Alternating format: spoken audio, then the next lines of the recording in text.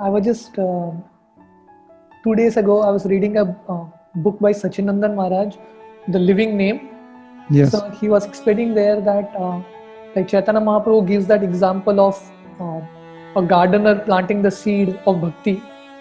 So he explains there that if you don't plant the seed deep within your heart, just like if the gardener plants the seed on the external surface, water or the wind may wash it away, the birds may come and just take the seed away.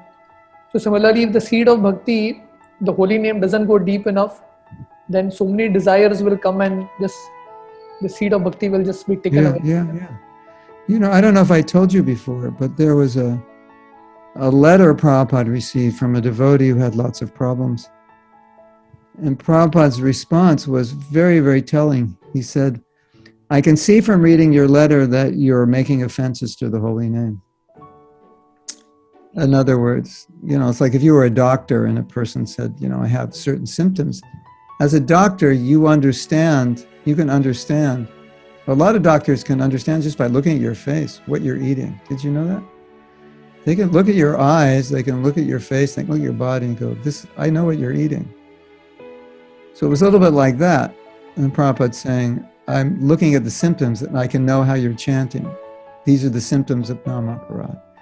Because if you were chanting properly, at least avoiding the offenses, Namabas, you wouldn't have these problems. Or maybe you'd have these problems, but they wouldn't be very intense. They wouldn't bother you. 16 rounds of just chanting is not helping you that much. So I think a lot of devotees are in that, just get them done. Just get them done somehow or other. You're just chanting, but it's not real. You're not really chanting the holy name. It just sounds like it. But 16 rounds of actually chanting, that's going to help you tremendously. And so many of your problems are going to go away. And if you have lots of spiritual problems, it's probably because you're just chanting, you're not actually chanting. Because if you're actually chanting, most of your problems, spiritual problems, they subside. So that letter is very telling because so many of us struggle with different things in Krishna consciousness and then say, okay, you're struggling with this. How are your rounds? Like, if I'm the doctor of the soul, say, you come to me, Mahatma Prabhu, I'm struggling with this.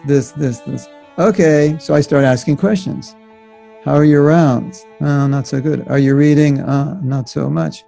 Do you do this? No, not so much. You can see. I say, I could understand by the symptoms. You must not have been chanting properly. You're not reading enough. You're not doing this and that. So that's an amazing letter, isn't it? Correct, yeah. That's really something we can all remember for ourselves.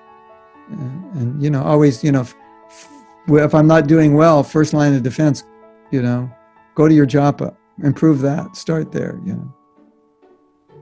like that.